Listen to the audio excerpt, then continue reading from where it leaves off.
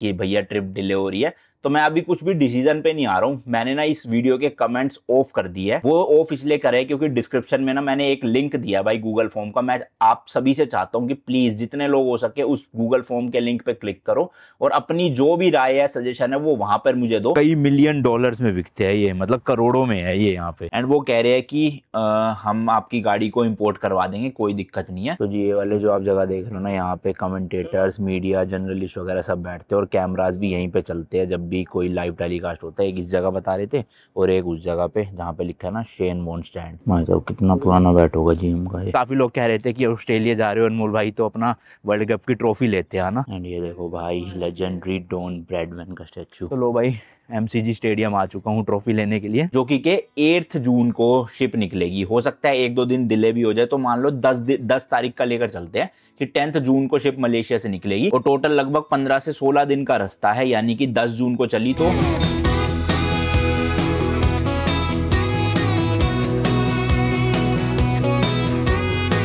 भाई आसपास का माहौल और मौसम देख के गैस करो जरा क्या टाइम हो रहा होगा। 100% लोग यही गैस करेंगे कि 5 या 6 बज रहे होंगे शाम के, बट एक्चुअल में भाई अभी सुबह के 11 बज रहे हैं और फील हो रहा है कि जैसे रात होने को है। भाई पता नहीं मेलबर्न में क्या चल रहा है, ये शाम को 5 बजे अंधेरा हो जाता है, दिन में ठंड है भाई, 9-10 डिग्री 11 डिग्री टेम्परेचर रह रहा है। यहाँ तो सीन अलग ही है। कहाँ मैं वहाँ था अपना थाईलैंड में 42 डिग्री जा रहा था और यहाँ पे 9-10 डिग्री। मतलब दुनिया भी अनोखी है ना भाई, कभी भी कुछ भी हो जाता है यहाँ। लोग अपना ऑफिस वगैरह के लिए निकले हैं दिन में। आज मंगलवार है, कल मेरा फर्स्ट डे था भाई ऑस्ट्रेलिया में और मेलबर्न में भी, और आज सेकंड डे है। आज हम मेजर जगह जाने वाले हैं यहाँ की, और सबसे मेन चीज़ भाई आज गाड़ी का फाइनल होगा अपना कि स्कॉर्पियन का क्या सीन है यहाँ आने का, क्योंकि जो एजेंसी का ऑफिस है वहाँ पे भी जाऊँगा मैं, और दूसरा 1-2 और एजेंसी मैंने देखी है यहाँ मेलबर्न में जिनके ऑफिस है। तो अगर मेरी वाली एजेंसी से बात नहीं बनी तो मैं फिर दूसरी एजेंसी से बात करके सॉर्टेड करेंगे चीज़ों को, ताकि गाड़ी अपनी जल्दी से जल्दी यहाँ आ सके और हम उसको लेके अपनी ऑस्ट्रेलिया की रोड ट्रिप कंटिन्यू कर ले। इस टाइम पे ना भाई पूरे मेलबर्न में देखो कंस्ट्रक्शन चल रही है, हर जगह जगह पे आपको इस तरह से देख रहे हो भाई। होए अभी तो फिलहाल मैं निकला हुआ हूँ भाई कोई शॉपिंग के लिए, यहाँ पे मॉल वॉल ढूंढने के लिए, क्योंकि मेरे पास सर्दियों के ज़्यादा कपड़े नहीं है। कल भी आपने देखा होगा मैंने यही पहन रखे हैं। मुझे सही में एक्सपेक्टेड नहीं था कि इतनी सर्दी होएगी कि मोटी हुडी या फिर जैकेट की जरूरत पड़ेगी।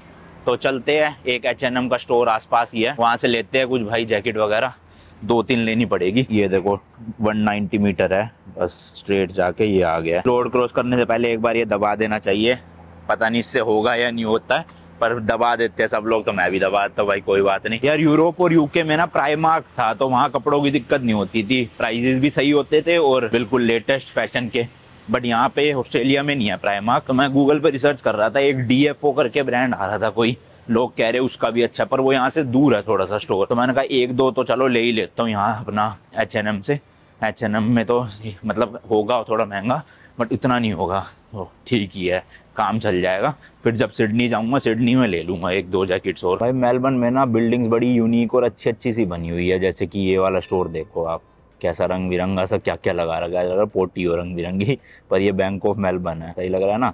एंड इसी के जस्ट साथ में देखोगे ये बिल्डिंग भी कितनी तगड़ी लग रही है, एंड एक्चुअल में यही यहाँ पे ही H&M का स्टोर भी है। यहाँ पे ना टाइमिंग्स बड़ी थोड़ी मतलब हमारे इंडियंस के हिसाब से अजीब होती है। सब कुछ सुबह 9 बजे खुल जाता है और 5 बजे या मैक्स टू मैक्स 6 बजे भाई सब कुछ बंद हो जाते हैं, जो बड़े बड़े स्टोर्स है। अपने इंडिया में तो क्या 9-10 बजे तक खुले रहते हैं, शॉपिंग वॉपिंग करनी हो, लेकिन यहाँ 5 बजे नहीं, सब कुछ बंद होना शुरू। चलो भाई इस तरफ से चल लेते हैं, फिर वहां से घूम के उधर चला जाऊंगा। इसी के जस्ट बाहर देखो ट्रैम स्टेशन भी है और काफी बड़ा लग रहा है यार H&M।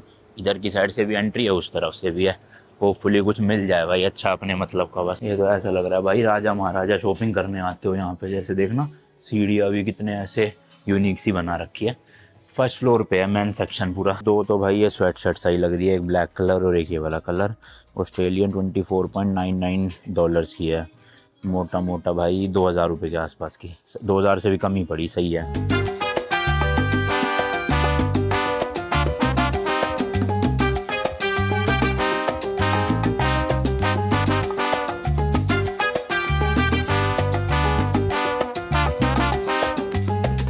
भाई सही में मस्त सा बना हुआ है, ऐसा लग रहा है कोई बड़ा सा ना, ऐसे वो होते थे ना राजा महाराजाओं के घर, ऐसे वैसी वाली फील आ रही है पूरी। ओपन में देखो कपड़े कुपड़े हैं। बाकी मेरी शॉपिंग हो गई है भाई, 3-4 ले लिए है तो काम चल जाएगा।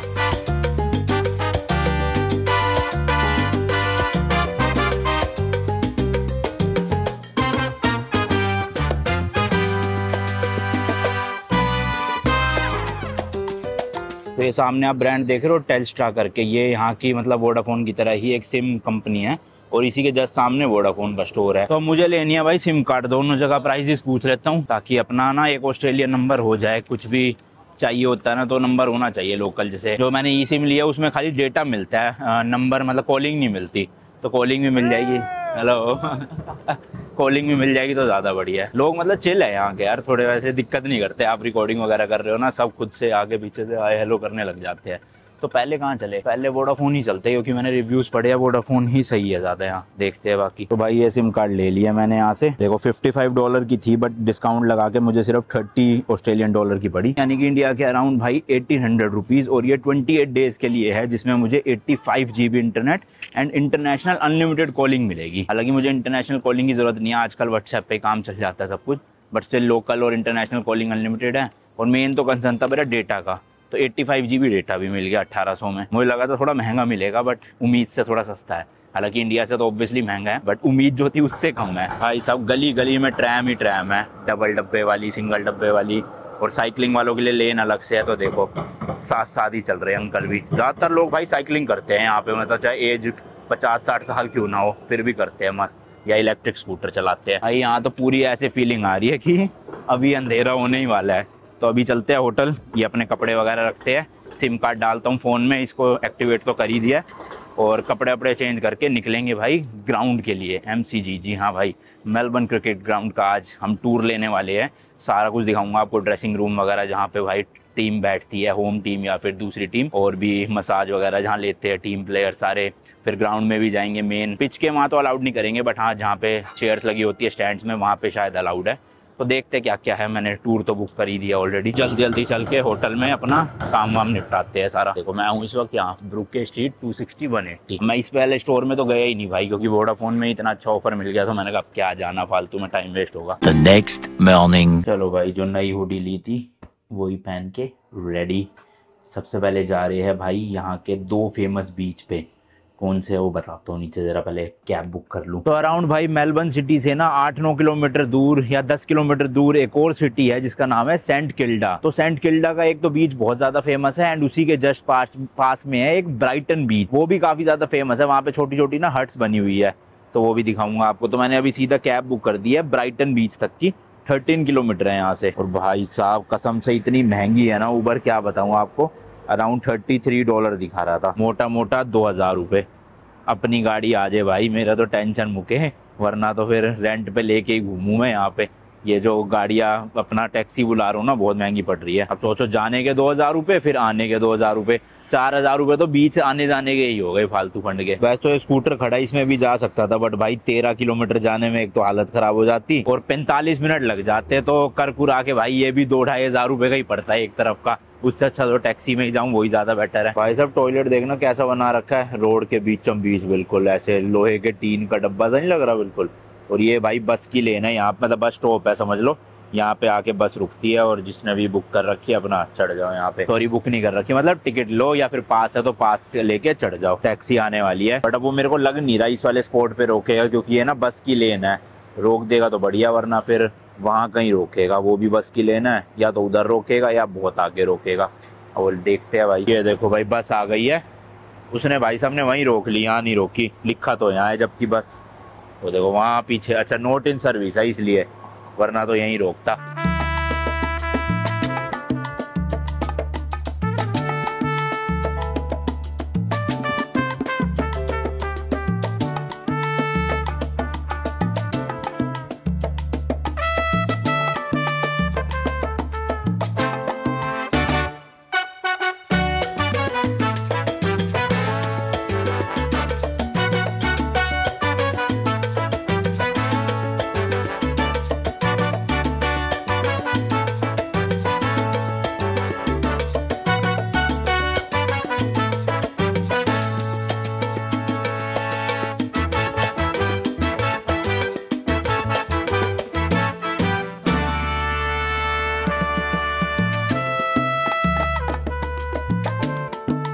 लो ये टैक्सी वाले ने उतार दिया है यहाँ पर, तो वो सामने बीच है, समुद्र तो दिख रहा है मुझे। रोड क्रॉस करने के लिए उस तरफ जाना पड़ेगा, यहाँ से तो है ही नहीं फुटपाथ, मतलब फुटपाथ का ज़ेब्रा क्रॉसिंग। आज मैं कुछ ज़्यादा ही जल्दी उठ गया, मेरी आंखों में नींद दिख रही होगी, और ये सोच के उठाऊँ कि बीच पे ही सो जाऊँगा।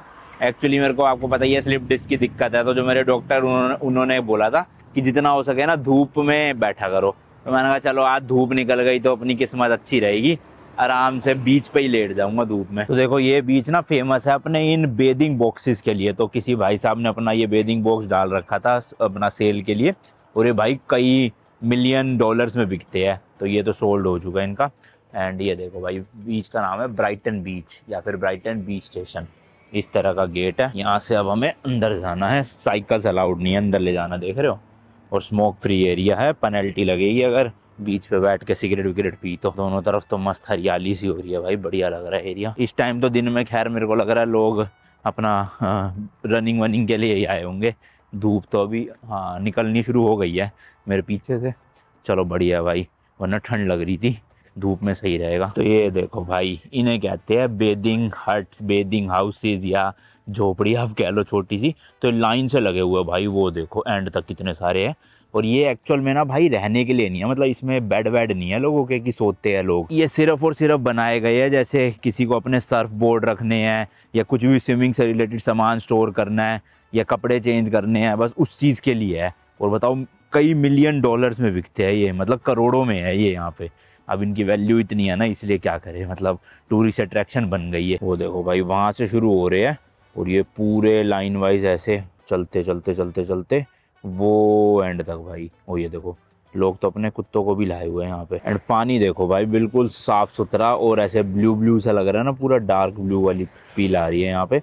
और लहरें इस टाइम पे काफ़ी कम है, दोपहर के टाइम या शाम के टाइम हो सकता है बढ़ जाए एकदम से। और ये मेरे पीछे आप देख रहे हो भाई, शायद से कोई टूर आया हुआ है, वो ये एक साथ जो बड़े बड़े टूर चलते हैं ना।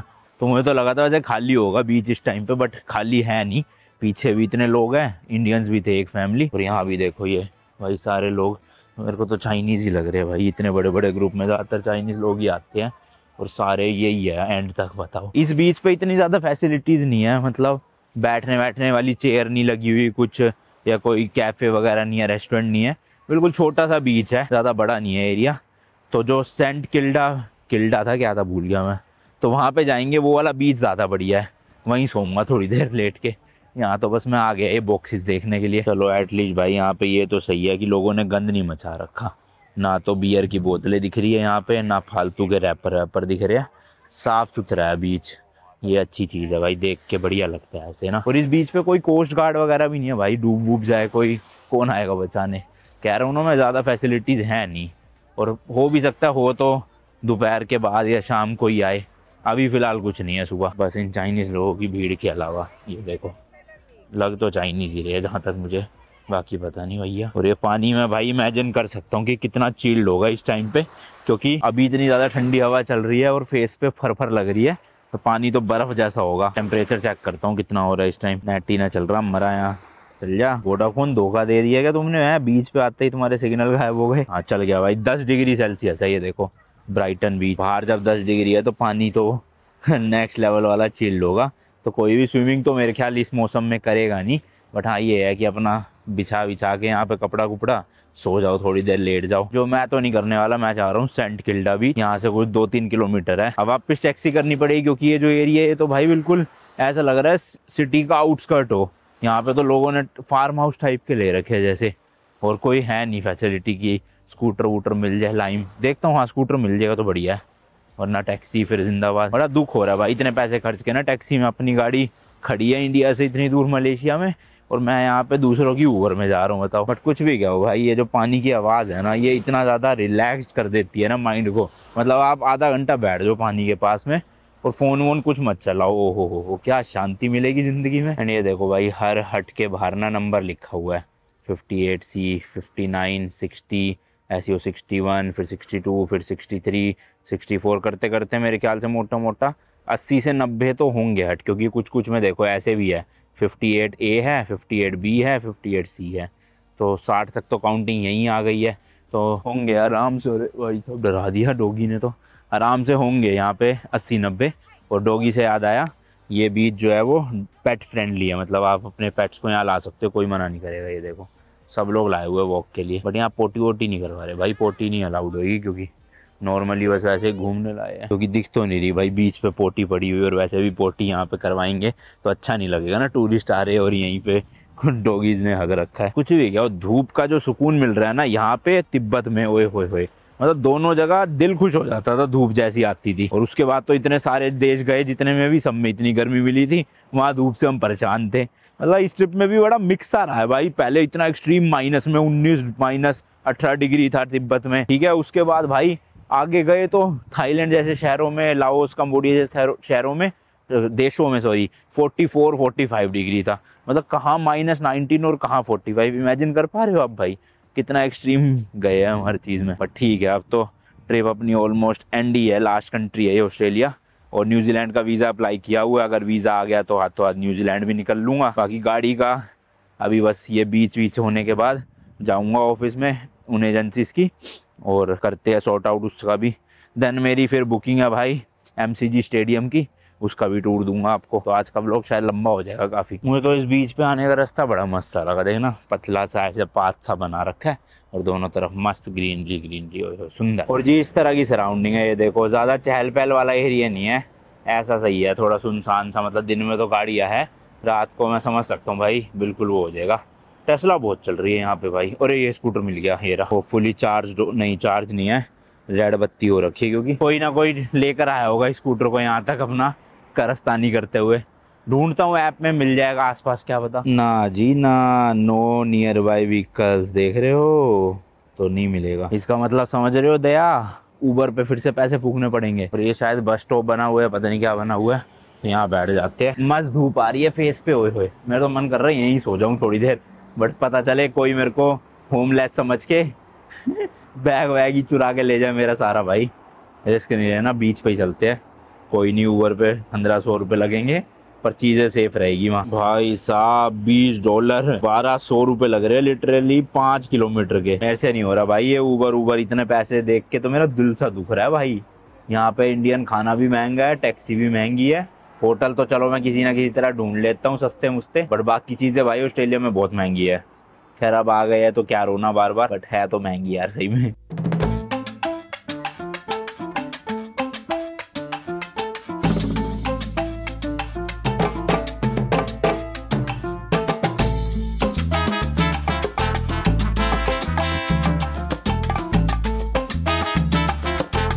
बाय, लो जी लो, पहुंच गए हैं फाइनली सेंट किल्डा बीच। यहाँ तो चलो बड़ी बड़ी बिल्डिंग दिख रही है, मतलब, और पार्किंग भी है इस बीच के पास, तो मतलब अपनी गाड़ी लाओगे तो कोई दिक्कत नहीं होगी। ये देखो, अब ये नहीं पता कि हाँ पेड पार्किंग है, शायद वो लिखे तो है, रेट दिखाई देते हैं भाई। रेट भी पार्किंग भी महंगी होगी यहाँ ऑब्वियसली। 0 से आधे घंटे के है $6, यानी कि 360 रुपये। 1 घंटे तक के $9, और 24 घंटे तक अगर खड़ी करोगे तो $22 है। तो 24 घंटे वाला तो फिर भी ठीक है भाई, 1400 रुपये में आपको पूरे दिन की पार्किंग मिल रही है। यूरोप में यही पूरे दिन की पार्किंग अराउंड 30 से 50 यूरो के बीच में होती थी, कई जगह पे तो 100 यूरो भी पे करी हमने। तो उस हिसाब से पार्किंग तो चलो, पर ये हो सकता है हाँ ये सिटी के आउटर में है, मतलब मेलबर्न सिटी में महंगा ही होगा मेरे को लग रहा है। ये तो कंस्ट्रक्शन चल रही है यहाँ पे, पता नहीं अलाउड होगा कि नहीं होगा, देख लेते हैं रास्ता, क्योंकि ये पूरा बीच है भाई, वो वहाँ से लेके काफ़ी लंबा बीच है ये। कंस्ट्रक्शन मैंने बताया ना आपको भाई, इस टाइम पे बहुत चल रही है इनके यहाँ ऑस्ट्रेलिया में। और एक चीज़ मैंने नोटिस करी है, यहाँ पे जो पेडिस्ट्रियन है या दूसरे लोग हैं, इवन जो लेबर्स हैं इनके, सबकी सेफ्टी का ना बहुत ध्यान रखा जाता है। मतलब जितनी भी कंस्ट्रक्शन साइट होएगी, सब पे ना जितने भी लोग काम कर रहे होंगे हेलमेट लगे हुए दिखेंगे आपको, बिना हेलमेट के तो काम होता ही नहीं है यहाँ पे। ये देखो, ये आंटी जी है, इन्होंने भी लगा रखा है हेलमेट भाई, वो अंदर काम कर रहे हैं, उन्होंने भी लगा रखा है। तो लेबर्स को लेके मेरे को लग रहा है लॉज यहाँ पे काफ़ी ज़्यादा ना स्ट्रिक्ट है, तो इसलिए अच्छी बात है वैसे तो। खैर यार देखो, इंसान कोई भी हो, सबकी जान प्यारी होती है, तो बेकार में लापरवाही नहीं बरतनी चाहिए। एंड यहाँ पे भी है भाई कुत्ते, तो मतलब कि ये भी पेट फ्रेंडली ही है बीच पूरा। यहाँ तो ख़त्म ही हो गई है बाउंड्री, इसके उधर कंस्ट्रक्शन चल रही है, एंड यहीं से ही बीच है पूरा पूरा। और देखो यहाँ रेस्टोरेंट वगैरह भी बने हुए हैं खाने पीने के लिए, बट मैं यहाँ नहीं खाऊँगा। पास में जो शहर है सेंट किल्डा के नाम से ही, वहाँ पर काफ़ी इंडियन रेस्टोरेंट है, तो मेरा थोड़ा पेट वेट भी ख़राब लग रहा है, इसलिए मैं हल्का फुल्का कुछ इडली या डोसा खा लूँगा ताकि काम हो जाए, फिर रात को खा लेंगे प्रॉपर मील। यहाँ पे तो है भाई ये चेयर्स वगैरह, और वो भी होंगे फ्लैट बेंचेस भी आगे, ये रेस्टोरेंट वालों के ही है शायद से। देखो यहाँ पे भी लोग बैठे हुए हैं अपना बिछा के, मस्त पिकनिक चल रही है। मुझे भी चाहिए थी इतनी बड़ी चादरी की आराम से बिछा के लेट सकूं, बट मिला नहीं, तो मैं तो तौलिया ही ले आया भाई, उसी से काम चला लेंगे थोड़ी देर। पानी तो खैर यहाँ का भी पूरा साफ़ है, और ऑब्वियसली उसी मतलब सोर्स एक ही है दोनों पानी का। उस बीच पे भी यही पानी था, इस बीच पे भी यही पानी है भाई, सेम टू सेम पूरा। बट ये बीच काफ़ी बड़ा है, देखो ये पूरा शुरू होते हुए वो भाई साहब देख रहे हो वो कोने तक, वहाँ तक बीच है, वो जो वाइट सा पोल है ना, तो बहुत बड़ा बीच है ये वाला। रनिंग के लिए देखो लोग रनिंग कर रहे हैं भाई, दिन का टाइम है ना, क्योंकि बाकी भीड़ भड़का तो वही दोपहर के बाद ही होता होगा, 2-2:30 बजे के आसपास मेरे ख्याल। वैसे ये सब कुछ कवर मुझे कल करना था, मैंने व्लॉग भी ये कल ही शुरू किया था, बट कुछ काम की इमरजेंसी ऐसी आ गई कि कल मैं ज़्यादा कर नहीं पाया, तो इसलिए मैंने सब कुछ शिफ्ट आज में कर दिया। मैंने सोचा आज तो भाई जल्दी उठ के ही निपटाना पड़ेगा, लेट उठा तो दिक्कत हो जाएगी। ये देखो भाई साहब बोल लेके मटक रहे, अभी तो ये भाई साहब पानी में चले गए थे पूरा नहाने अच्छे से। सही है भाई, इनकी भी लाइफ देखना, मस्त बीच पे मज़े करो। होए हमारे गुड़गांव दिल्ली में तो बीच छोड़ो, साफ़ पानी भी नहीं मिलता रिवर में कहीं पे आसपास, जहाँ पे हम ले जा सके ऐसे घूमने, या खुद भी जा सके। मुंबई वालों के पास तो चलो फिर भी है। मेरा ना दोपहर को 3 बजे वो MCG ग्राउंड का वो है टूर, वरना तो मैं दोपहर को ही आने का प्लान बनाता है यहाँ पे। सुबह की उसकी टिकट मिल नहीं पा रही थी, रात की मिली, मतलब दोपहर की मिली, तो इसलिए बीच को सुबह करना पड़ा मुझे शिफ्ट, और वो दोपहर को हो गया। हालांकि टेक्निकली बात करें तो, प्रैक्टिकली बात करें तो दोपहर को आने का फ़ायदा था, बीच पे थोड़ी भीड़ भड़का भी मिलता है। और ये जगह जगह पे ना इस तरह के रिंग से बने हुए लोहे के, ये एक्चुअल में साइकिल को बांधने के लिए, मतलब लॉक करने के लिए है।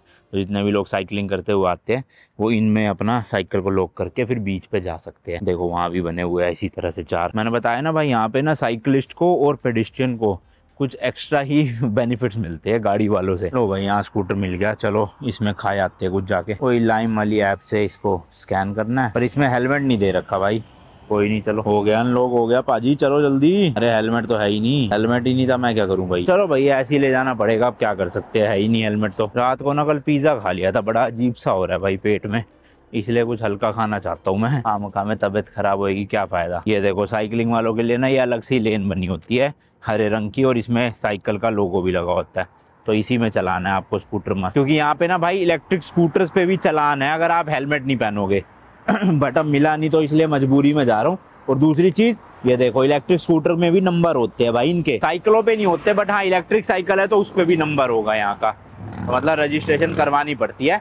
अपने इंडिया में तो इस तरह के स्कूटर लोगे तो कोई रजिस्ट्रेशन नहीं होती, चलाओ जहाँ मर्जी। एंड इस स्कूटर का भाई फोन होल्डर भी टूटा पड़ा है, बताओ फोन भी, इसलिए मैप भी मुझे जेब से निकाल के देखना पड़ रहा है। तो जी ये है वो Indian restaurant Balas Saint Kilda, and शायद से मैं ये सिटी में ही आ गया हूँ सेंट किल्डा। तो पहले खा लेता हूँ इडली, और उसके बाद आपको थोड़ा सा सिटी का भी टूर दे दूंगा। वैसे तो इस रेस्टोरेंट का टाइम लिखा है 10 बजे खुलने का, और अभी 9:59 हुआ है, सोचो 1 मिनट पड़ा है एग्जैक्ट। होपफुली खुली गया हो भाई, देखते हैं। नहीं भाई बंद पड़ा है मेरे ख्याल से तो। Excuse me, is it open? 30 minutes. Do you have south Indian also? है ही नहीं भाई इनके पास तो साउथ इंडियन। चलो देखते हैं, कोई नहीं, यहाँ पे 3-4 रेस्टोरेंट है, तो आसपास कुछ ना कुछ तो मिल ही जाएगा अपने को। पहले मैं एक काम करता हूँ, स्कूटर में ही ना पूरे शहर की गेड़ी लगा लेता हूँ, तो क्या क्या दिखाने का वो मुझे खुद तो पता चले पहले, फिर वीडियो में बनाऊंगा। अरे भाई यहाँ तो ट्रैम भी चल रही है, ये देखो सिटी के सेंटर में, तो ट्रैम से भी घूम सकता हूँ वैसे तो मैं। अब मैं स्कूटर में इसलिए घूम रहा हूँ क्योंकि मैंने ना 60 मिनट वाला पास लिया था, और वो 3 दिन तक वैलिड था, तो आज उसका तीसरा दिन ही है, और मेरे अभी उसमें 25 मिनट पड़े हुए हैं। मैं सोच रहा हूँ यूज़ ही कर लेता हूँ भाई, पेश जाए उससे अच्छा। तो ये देखो भाई पूरा शहर अभी तो फिलहाल बंद सा है, खुलने लग रही है चीज़ें धीरे धीरे। एंड ये एक और ट्रैम्प आ गई है, चलो जी जाओ जाओ, हमें ज़रूरत नहीं है, बाय बाय टाटा see you, bye bye uncle यहाँ पे इसमें यार 3 डब्बे भाई, लंबी वाली ट्रैम है, क्या बात है, महंगी बातचीत हो रही है सेंट किल्डा में। तो शायद से शेक्सपियर रोड है इसका नाम, Saint Kilda community garden. Garden तो मुझे दिख नहीं रहा कहीं पे भी भाई आसपास। बैठता हूँ थोड़ी देर और रिसर्च करता हूँ क्या है आसपास जाने वाला। ये अच्छा भाई बेंच लगे हुए जगह जगह पे, अपना आराम से रेस्ट मारो। मैं आपके अकॉर्डिंग तो भाई इसका सिटी सेंटर से इतना सही है, देख रहे हो ये सामने वाला पेड़ है, यहाँ से शुरू हो रहा है, ये 2-4 दुकानें यहाँ है, 7-11 है, करते करते इसी तरह से ये सेंट किल्डा का मेमोरियल हॉल है, और उसके आगे जाके बस वहाँ पे एंड है भाई वो लास्ट। इतना सही एरिया है, बस वो भी बंद पड़ा है अभी आधे ज़्यादा। मतलब ये सिटी सेंटर है, फिर इसके अलावा गलियाँ तो अलग अलग है जहाँ पे लोगों के घर होंगे, तो शहर इतना नहीं है, शहर इससे बड़ा है, और मेन घूमने फिरने का यही है, इससे ज़्यादा यहाँ है नहीं कुछ ऐसा। मुझे नहीं पता था भाई यहाँ पे सरवना भवन भी है इनके पास, तो भाई मस्त एकदम साउथ इंडियन खाना मिल जाएगा अपने को। और शायद खुला भी हुआ है, ये खुला हुआ है, हाँ खुला हुआ है भाई। 9 बजे दिखा रहा था टाइम, क्योंकि मैंने भाई पूरी थाली मंगवा ली थी, प्लेटर था उसमें, तो मस्त पेट भर गया। और एक साथ में मैंगो शेक बड़े दिन बाद आज मैंने कहा एक ये भी गिलास ले जाए। टोटल बिल आया मेरा भाई $30 का, यानी कि 1800 रुपीज़। तो खाना तो महंगा है बट ठीक है, साउथ इंडियन इतना महंगा नहीं पड़ा। और जस्ट मैं उनके ऑफिस पहुंचने वाला हूँ भाई, शिपिंग वालों, वो जो कस्टम क्लियरेंस वाले हैं। और गूगल पे भी टाइम दिखा रहा है कि ओपन हो गया है, 12 बजे का टाइम था। पता करते हैं, वरना बैकअप में एक एजेंसी का और मैंने कॉन्टैक्ट निकाला है, उनके ऑफिस भी पास में ही है, तो वहाँ चलेंगे। लो जी लो, पहुँच गए हैं मेलबर्न क्रिकेट क्लब। ये देखो, एंड यहाँ पे काफी सारी वो लगे हुए भाई स्टैचूज। ये मैं अभी ना आपको वापसी में दिखाऊंगा, क्योंकि अभी फिलहाल मेरा 3 बजे का स्लॉट है और 2:55 हो गई है। तो उसमें लिखा है 10 मिनट पहले पहुंचने के लिए। बट मैं जिस स्कूटर में आया ना लाइन में, वो भाई साहब अनलॉक ही नहीं हो रहा था पहले, और अब लॉक नहीं हो रहा था, तो 10 मिनट बर्बाद हो गए मेरे फालतू के। तो ये देखो एक एंट्रेंस ये है, द कोरेंडर एंट्रेंस। अच्छा जी, चलो मेरे को तो गेट नंबर 3 के वहाँ जाना है, वो थोड़ा सा आगे है वहाँ पे बस। होपफुली भाई शुरू ना हुआ हो टूर और हो गया हो तो वो मेरे को ज्वाइन करने दे, वरना तो टिकट की वो हो जाएगी वेस्टेज पूरी। ये देखो, welcome to MCG, gate number 3, 4, 5, 6 इधर की तरफ ही है ये रहा।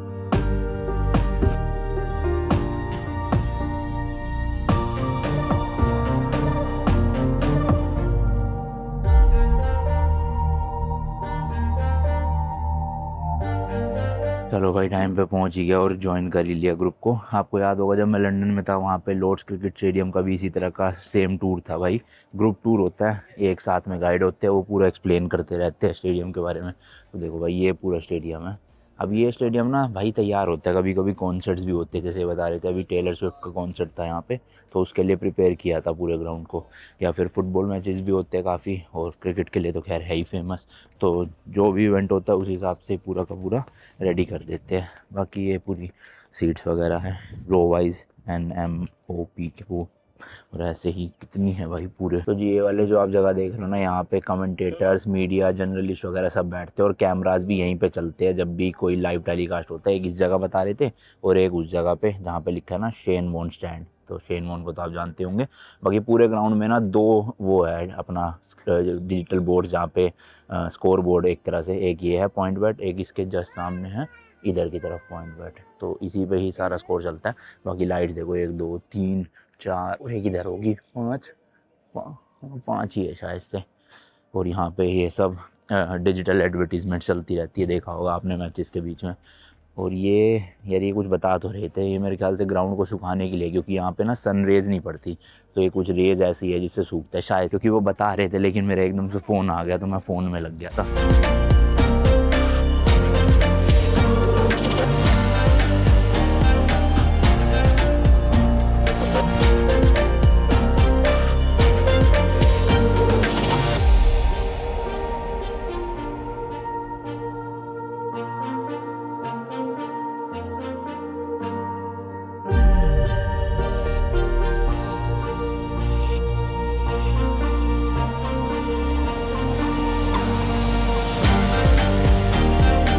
जब भी टेस्ट मैचेस होते हैं ना, एक ये रूम, एक इसके साथ वाला रूम, यहाँ पे सारे कोचेस बैठते हैं और यहाँ पे टीम के प्लेयर बैठते हैं। तो जब भी कोई बैट्समैन आउट होता है तो दूसरा बैट्समैन, वो आपको कारपेट दिख रहा है ग्रीन कलर का, वहाँ से होते हुए नीचे की तरफ ग्राउंड में जाते हैं।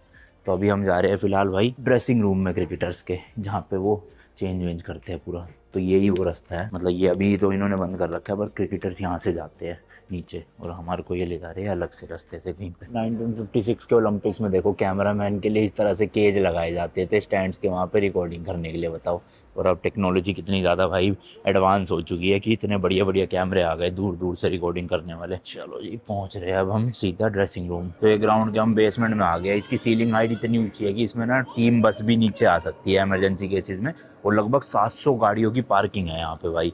एंड ये जो आप कैफ़े देख रहे हो, यहाँ पे टीम के प्लेयर्स और अपना अंपायर वगैरह खाना वाना खाते हैं, मतलब समझ रहे हो, सचिन तेंदुलकर, सहवाग यहाँ पे लंच किया करते थे या टी ब्रेक लिया करते थे। अच्छा, ये जो स्टेडियम था ना भाई, कई सालों तक वर्ल्ड का सबसे बड़ा स्टेडियम रहा है, लेकिन अब इसको पास कर लिया हमारे इंडिया के एक स्टेडियम ने। उसका नाम क्या, वो आप ज़रा बताना कमेंट सेक्शन में। But still greatest cricket stadium अभी भी इसी को कहा जाता है, लेगेसी की वजह से, एरिया या सिटिंग की वजह से नहीं। तो जी ये है चेंजिंग रूम, एक चेंजिंग रूम ये है, and exact ditto changing room दूसरे वाला वहाँ पे है।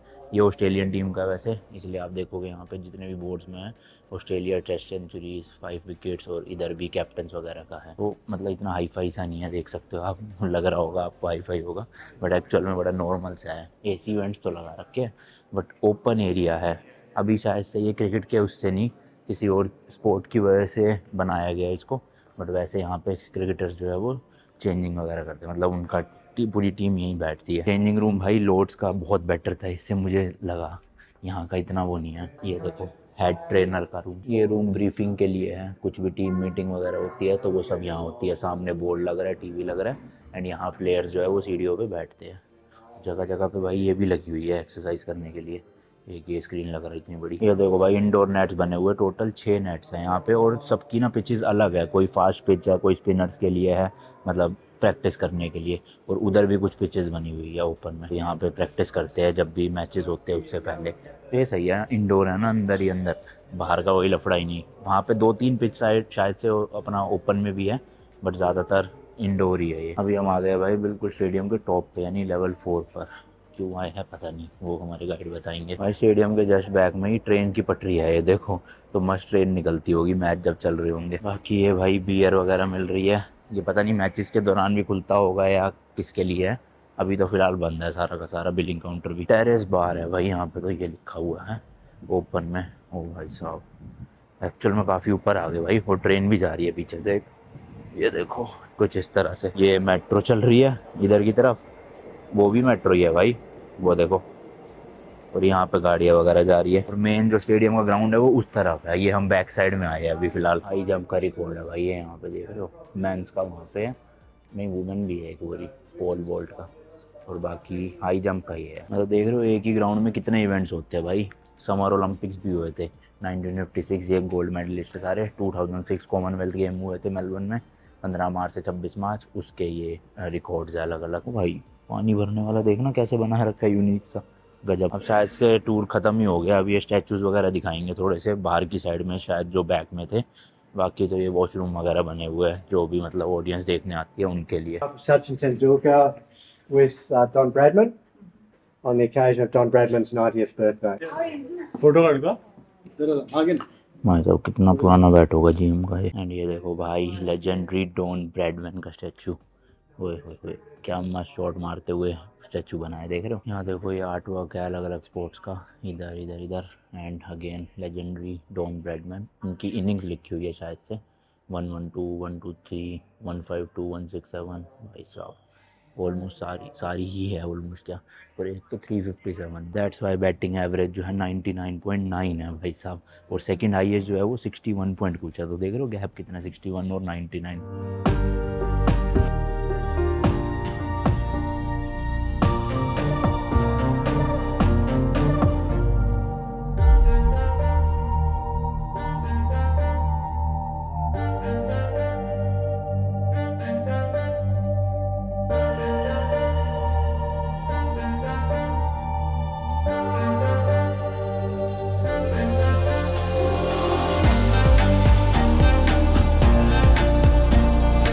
चलो जी चलो, टूर खत्म हो चुका है मस्त भाई। बाकी ये टिकट्स के काउंटर है भाई, मैचेस के दौरान आप आ सकते हो, बट जब भी कोई बड़ा मैच होता है तो भाई टिकट कभी भी नहीं मिलती, प्री बुक ही हो जाती है कई हफ्तों पहले। एंड ये देखो इस तरह के स्टैचूज बना रखे हैं इन्होंने स्टेडियम के बाहर अलग अलग। अभी फिलहाल वहीं पे चलते हैं भाई, होपफुली जो स्कूटर खड़ा करा था वही मिल जाए।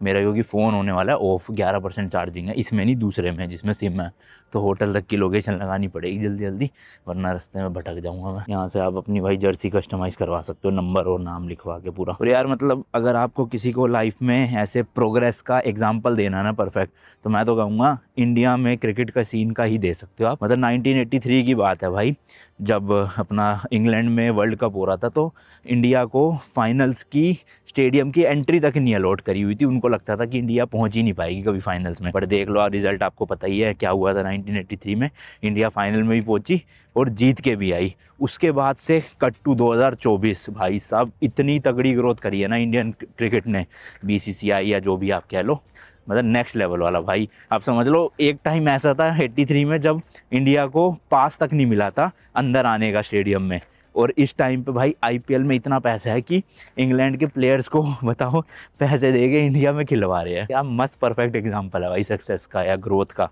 और दूसरी चीज़, काफ़ी लोग कह रहे थे कि ऑस्ट्रेलिया जा रहे हो अनमोल भाई तो अपना वर्ल्ड कप की ट्रॉफी लेते हैं ना, तो लो भाई MCG स्टेडियम आ चुका हूँ ट्रॉफी लेने के लिए। बट आपको बता दूं कि एक्चुअल में जो ओरिजिनल ट्रॉफी होती है ना वो ICC के ऑफिस में होती है जो कि दुबई में है, और उसकी रेप्लिका मतलब उस ट्रॉफी का एक बिल्कुल मिलता जुलता वर्जन जो है नकली, वो टीम्स को दिया जाता है। टीम्स मतलब जो जीती है टीम उसको। तो यहाँ पे जो ट्रॉफी होगी भी वो तो स्टेडियम में तो नहीं है, इसमें मैंने सारी जगह देख लिया था, पता नहीं कहाँ रखी हुई है, बट जो है वो भी रेप्लिका है। ओरिजिनल ट्रॉफी हमेशा अपना ICC मतलब कि जो मेन काउंसिल है उनके पास होती है दुबई में। बाकी एक यहाँ पे ऑस्ट्रेलियन स्पोर्ट्स म्यूजियम भी है, इसकी मैंने टिकट ली नहीं थी, मेरे को खाली स्टेडियम ही देखना था। बाहर से आप देख लो भाई, इस तरह से लगता है MCG स्टेडियम। भाई मैंने जो स्कूटर खड़ा करा है ना पीछे, वो तो ऐप में दिखाई नहीं रहा, ना ही उसमें चार्जिंग है, तो अब मजबूरन उबर ही बुक करनी पड़ेगी, महंगी फालतू की। ये देखो भाई आ ही गई है, बस 40 मीटर है $13 में, क्योंकि चार्जिंग मेरी है केवल 10%, कभी भी ऑफ हो जाएगा। यही होगी शायद से जो आ रही है DG करके। ये नहीं है भैया, कहाँ है भाई गाड़ी? ये तो दिखा रहा है यहीं खड़ी है, इधर की तरफ दिखा रहा है कहीं पे। चलो चल के देख लेते हैं। ओ वो होगी शायद से ये वाली जो खड़ी है ना। तो भाई अभी हो गई है थोड़ी सी प्रॉब्लम। जिस ऑफिस में मैंने जाना था ब्रोकर जो आपको बताया था ना, वहाँ पे ऑफिस एग्जिस्ट ही नहीं करता जो गूगल पे एड्रेस दे रखा है। अब वो पता नहीं पुराना एड्रेस है यहाँ वहाँ से एक चेंज हो चुका है ऑफिस, समझ नहीं आ रहा। कॉल तो वो पहले ही नहीं उठा रहे थे, जो पर्थ वाला ऑफिस है वो भी नहीं उठा रहे थे कॉल, और मेलबर्न वाला भी नहीं उठा रहे हैं। अब पता नहीं क्या हुआ भाई, कंपनी का बंद हो गई है, शिफ्ट हो गई है, क्या सीन चल रहा है मुझे समझ नहीं आ रहा। बट उसके अलावा एक और कंपनी का मैंने आपको बताया था ना कि मेरे को मिला है, तो उनका एड्रेस तो यहाँ से काफ़ी दूर है, बट मैंने नंबर निकाल लिया और ऑस्ट्रेलिया की सिम ले ही ली है, आपको दिखाया था मैंने। तो अब उनको कॉल करते हैं और उनसे ही बातचीत करते हैं। अगर वो बुलाएंगे ऑफिस तो कल चला जाऊँगा, क्योंकि अभी मैं हूँ मेलबर्न में कल और परसों, तो उस हिसाब से फिर डिसीजन लेंगे, वरना फ़ोन पे ही बात हो जाएगी तो फिर फ़ोन पे ही फाइनल कर देंगे जैसा भी है। पर जल्दी जल्दी निपटाना है, ज़्यादा दिन वेस्ट नहीं करने मुझे, क्योंकि गाड़ी आने में भी टाइम लगेगा सब कुछ, तो इतने दिन मैं यहाँ क्या करूँगा वेला। इंडिया और ऑस्ट्रेलिया के बीच में ना अराउंड 4.5 घंटे का फ़र्क है, तो जब यहाँ पे 3 साढ़े 3 बजते हैं ना, तो इंडिया में सुबह हो रही होती है, मतलब 10:30-11 बजते हैं।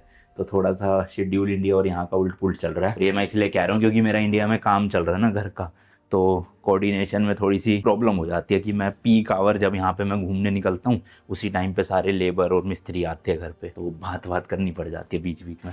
बट ठीक है, अब यहाँ के 5 साढ़े 5 बजे मैं फ्री हो जाता हूँ, क्योंकि अंधेरा ही हो जाता है। और इंडिया में इस टाइम पे कितने बज रहे होते हैं, मतलब 1-1:30 बज रहा होता है, तो अपने पास काफ़ी टाइम होता है। हेलो जी, हेलो, की हाल चाल। रूम तो मैंने मस्त गर्म कर दिया भाई, यहाँ पे हीटर है इनके, इसमें मतलब AC और हीटर दोनों चीज़ है, बस लाइटिंग की कमी है रूम में। मैं देखना बेड के पीछे लाइटें लगा रखी है, छत पे लाइट ही नहीं है लिटरली कोई भी, खाली बिल्कुल। एंड कमर की वजह से ना भाई मैं बेड पे नहीं सो रहा, इनका गद्दा बड़ा, ये देखो नरम सा है, तो एक रात सोया बड़ी हालत ख़राब होगी, तो फिर उसके बाद मैं 2 रात नीचे ही सोया भाई, क्योंकि कारपेट बिछा हुआ है, ब्लैंकेट ले लिया, तकिया ले लिया, आराम से सो गया। दिक्कत है भाई कमर की ना। अब इस बार ट्रिप ख़त्म होने के बाद 4-5 महीने का रेस्ट लूँगा घर पे, और फिजियोथेरेपी वगैरह करवा के अच्छे से इलाज करवाऊँगा, ताकि अगली बड़ी जो भी रोड ट्रिप हो उसमें मैं फ़िट रहूँ। कमर ने इस ट्रिप में तो बहुत दिमाग ख़राब किया है।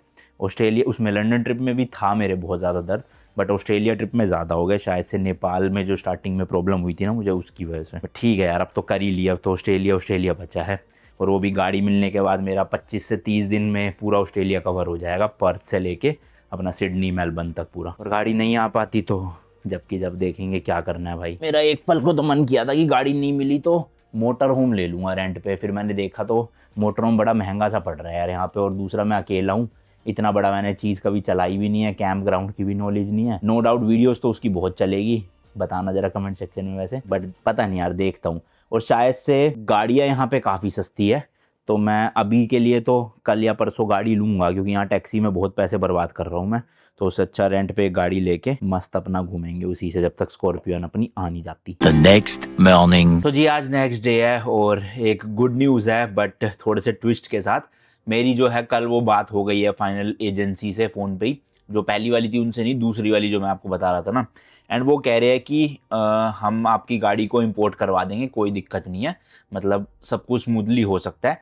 बट कैच ये है कि उनको टाइम चाहिए।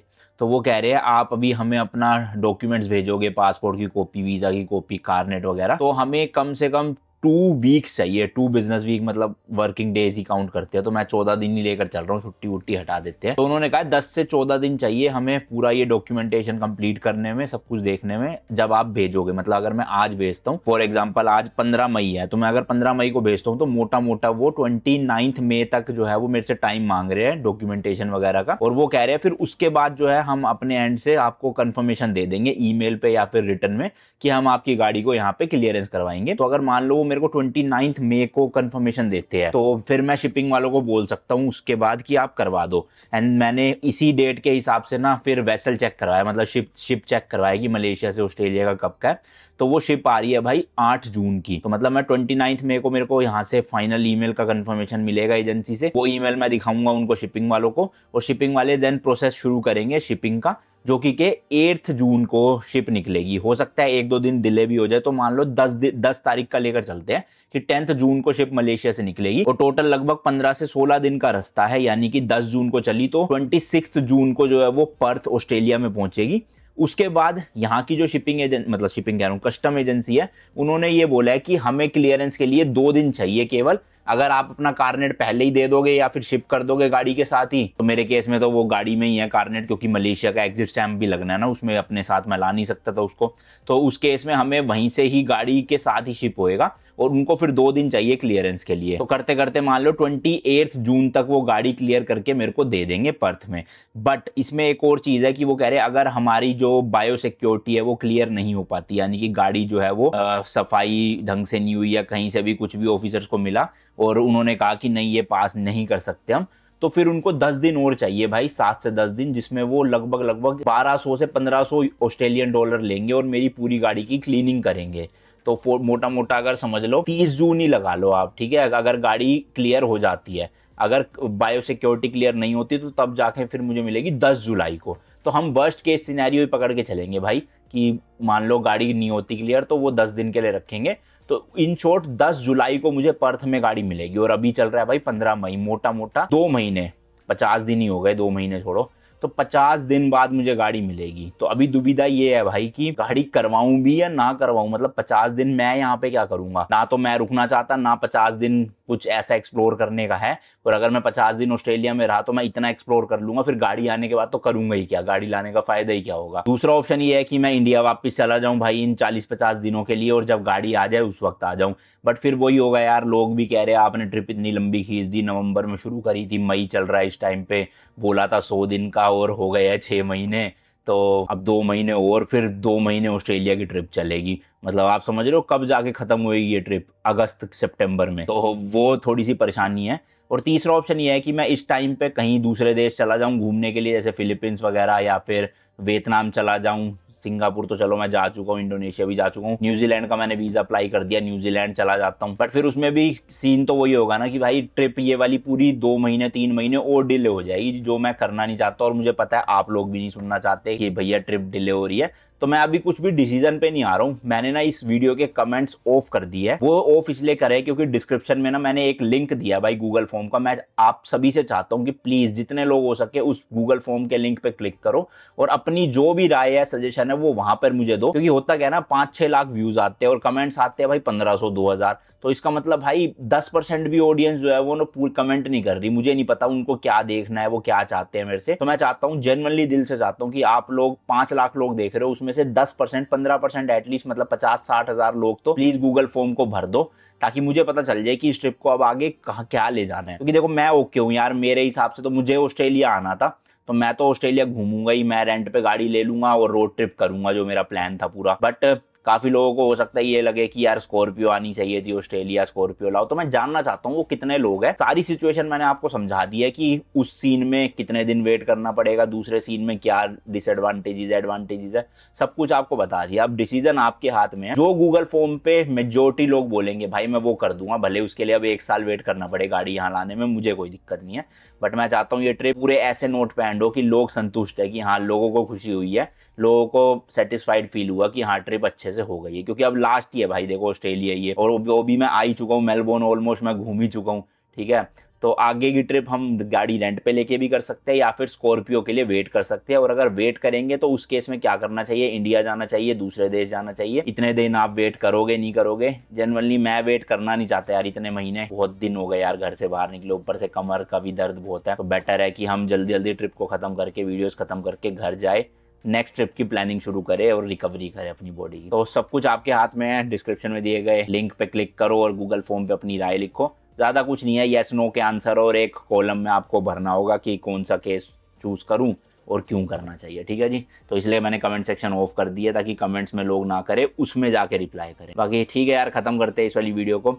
कल के लिए मैं सोच रहा हूँ एक गाड़ी बुक कर ही लूँ, यहाँ पे ऊबर में बहुत पैसे फूक रहा हूँ मैं, तो देखते हैं ऑनलाइन प्लेटफॉर्म पे कहीं पे मिल जाए कोई अच्छी डील तो लेके फिर फिलिप आइलैंड और अपना ग्रेट ओशियन रोड वगैरह घूम लेंगे इतने, ठीक है जी। जब तक ये वाली वीडियो आ जाएगी तो आपके राय भी पता चल जाएंगे। बाकी वही सेम लिंक इंस्टा पे भी डाल दूंगा, तो इंस्टा से भी जो लोग हैं वो पहले ही राय दे सकता है इस ब्लॉग के आने से। भाई खत्म करते वीडियो को, मिलता हूँ नेक्स्ट ब्लॉग में। Till then goodbye and as always तीखे रास्तों पर नहीं पड़ना फीका। बाय।